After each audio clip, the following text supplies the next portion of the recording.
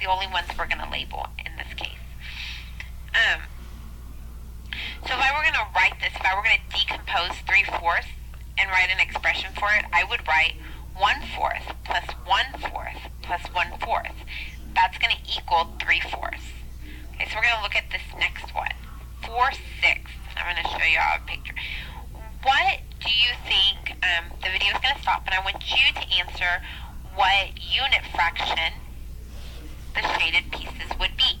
Yay! Alright, so you should have picked the one that said 1/6, because this is, I keep pointing to my screen, but y'all can't see my finger. This little piece here is 1 out of 6, because there are 6 total pieces. 1, 2, 3, 4, 5, 6.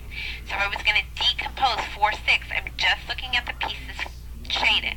So I would write 1/6 plus 1/6 plus 1/6 plus 1/6, and that would equal 4/6. Okay, so now what we're going to do is